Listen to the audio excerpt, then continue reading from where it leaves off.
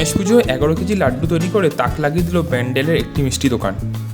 শুধু তাই নয়, 7 কেজি 5 কেজিরও লাড্ডু তৈরি করা হয়েছে।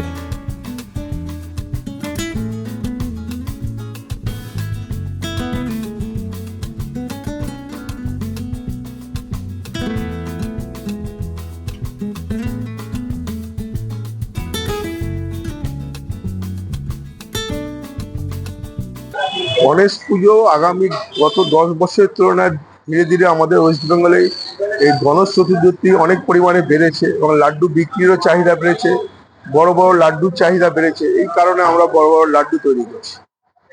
মানুষ আসছে এগুলো নিতে? হ্যাঁ, মানুষ আসছে এবং উৎসাহের সঙ্গে নিচ্ছে, দেখছে। কত কত কেজির লাড্ডু রয়েছে? আমরা সবচেয়ে বড় যেটা করেছি 11 কিলোর লাড্ডু করেছি, তারপরে 7 কিলো আছে, 5 কিলো আছে।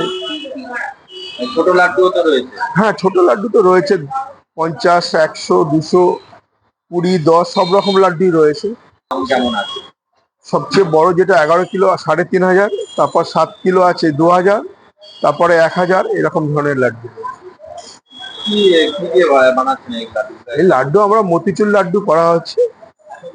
এটা মেনলি বেসন আর তেলের মাধ্যমে লাড্ডুটা তৈরি করা হয়, তার সঙ্গে বিভিন্ন রকম কারুকার্য হয়, কাজু, কিশমিশ, পেস্তা দিয়ে। লাড্ডুটা আপনার কতটা সাদরে গ্রহণ করেছে এত? একদম স্বতঃস্ফূর্তভাবে তারা গ্রহণ করছে। আর আমাদের এই ওয়েস্ট বেঙ্গলে ইদানিং গণেশ চতুর্থীর চাহিদা অনেক বেড়েছে, লোক উৎসাহের সঙ্গে গণেশ চতুর্থী পালন করছে। এগুলো দোকানে গণেশ পুজোর সময় এগুলো বিশেষ করে বিক্রি করা হয়, আমাদের দোকানে এইগুলো নেই। এই ধরনের লাড্ডু কি বলবেন? হ্যাঁ, সামনে গণেশ পুজো, এই ধরনের লাড্ডু তো আমরা চাই। অবশ্য ওর থেকে একটু ছোট সাইজ হলে হয়, কেন সবারই বাড়িতে লোক তো অত নয় খাওয়ার মতো। হ্যাঁ, আর একটু ছোট সাইজ হলেও চলবে এবং হেভি চলবে এখানে।